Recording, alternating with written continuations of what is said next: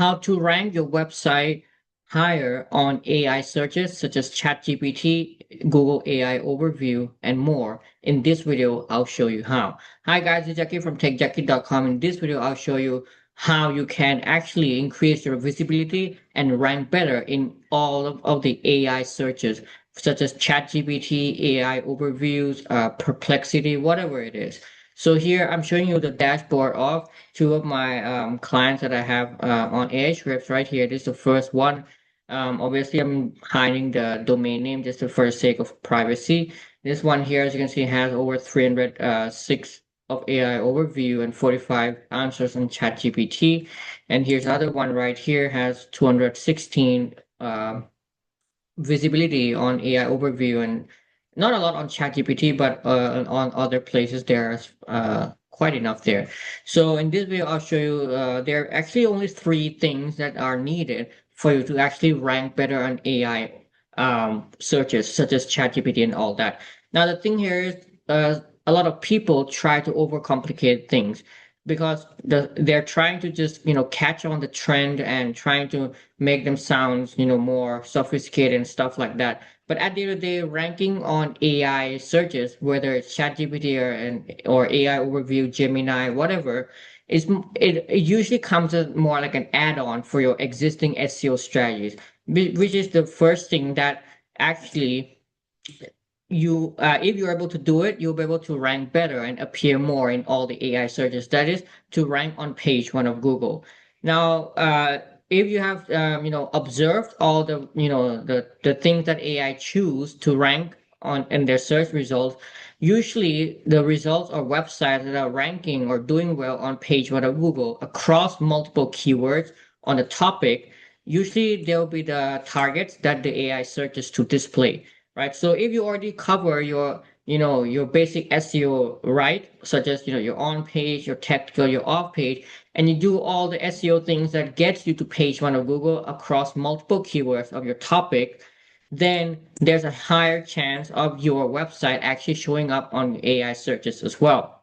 That's that's why, like I always say, when it comes to ranking in AI searches, if you're already doing well for your general traditional SEO and you're able to rank on page one for your keywords, then the majority of cases you'll show up automatically on all these AI searches. So that's why all the gimmicks and stuff like that are available online. They're usually not that I would say it is actually not required for you to do all those kind of things. It's just a way that people trying to catch on the trend and trying to sell some stuff.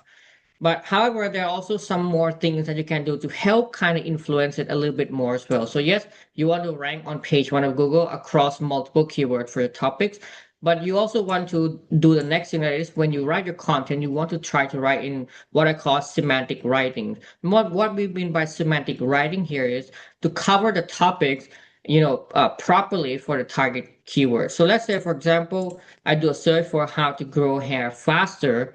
Then if you check out, the answers given by AI overview right here, you can see that the answers are generally given in a very concise but covered manner. Means that the answers are not too lengthy. They're more like a summary of different things, different topics that are relevant to this. So when it comes to writing properly, yes, you want to do proper on-page SEO, but when you actually write your content, you need to make sure that the content is isn't too long but also isn't too short. Means you're covering all the topics or the necessary topics for that keywords already, but they're not actually, like, because when it comes to writing content, a lot of people, they try to write up, they try to have a certain limit number of their word count. So let's say 500 words, 1,000 words, 2,000 words.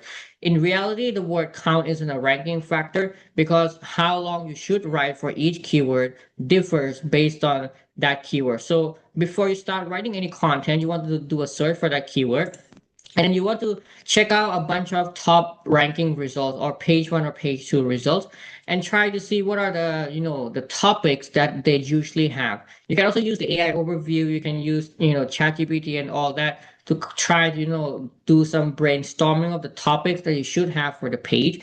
So as long as you cover the topic, so let's say how to grow hair faster, then you want to talk about your diet and supplements. You want to talk about protecting the length of your hair you have. You want to talk about stimulation of your scalp, and all that, right? So you want to talk about different things on the page. But as you can see here, the format given are very straightforward, very concise, right? And not too long, not too short. So this is what I mean, generally speaking, when it comes to semantic writing.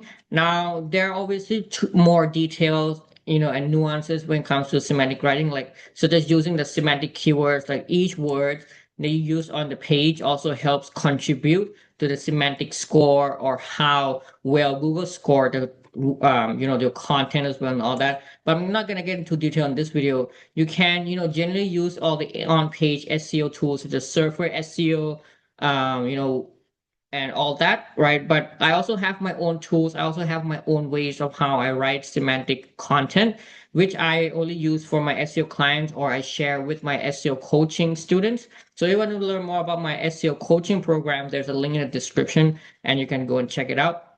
Essentially, I go into much detail of how we can write content semantically using the proper words, the proper sentence structure, and all that. But in a nutshell, all you have to remember is just cover your topics well enough, deep enough, but also write your content not too long, not too short. Whatever are not necessary, try to remove them.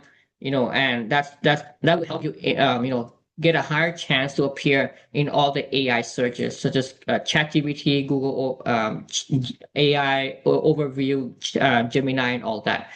And third things that will help your website appear more in these AI searches is a combination of citations or references, and sometimes they're together, sometimes they're different, and branding, right? So what I mean by citations or references here is basically means a bunch of other website talks about you. So if you're doing local SEO, for example, it's pretty much the same concept of having your website or business listed on a bunch of directories and profiles and all that that contains your name, address, and phone number. So when you have a bunch of web properties, so different web pages online that come from trusted sources.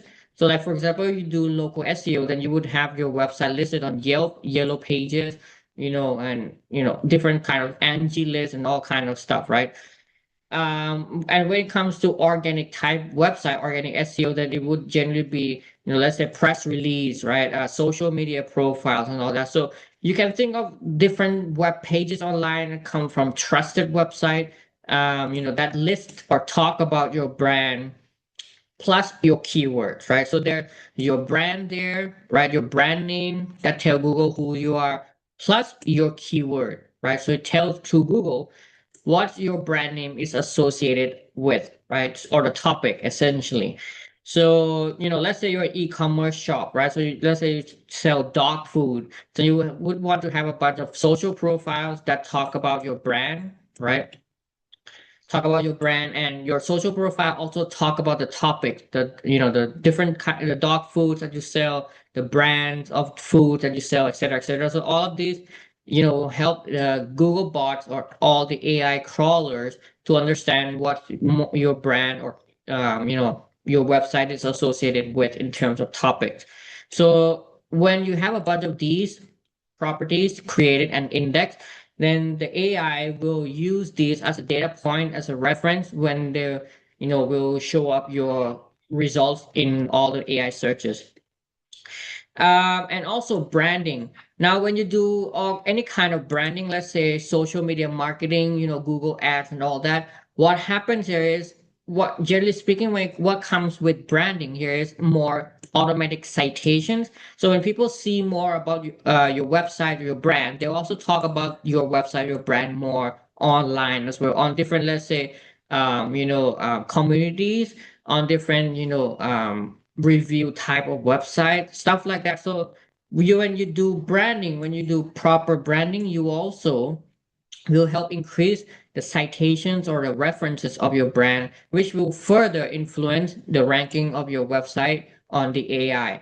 Also, with branding, you also help drive traffic, additional traffic to your website and engagement as well, which is a huge ranking signal for SEO. So, when you're able to drive a lot of engagement and traffic to your website, this will further enforce or help you rank better on page one of Google. So, with the engagement signal, with the CTR and all that, that will also help you rank better on Google search as well, which again, in terms, help you appear more in all these AI searches, right? So when you're a brand, when you're a proper brand, you'll get referenced more, you'll get cited more, and it also will help you rank better and higher on Google search, which all help you rank better on these AI searches. Because if you notice, a lot of these AI search results, they also pull up from branded websites, right? So generally, if you're a brand, you get cited more, you appear more all these AI searches. So that's pretty much it. Nothing really complicated. You don't have to, think about any kind of tricks and tricks. Like I said, as long as you rank well on page one of Google, you do all kinds of SEO, right? And you do some kind of branding on the site, that will help you rank better and higher on AI searches as well. So that's all for it. Thank you for watching.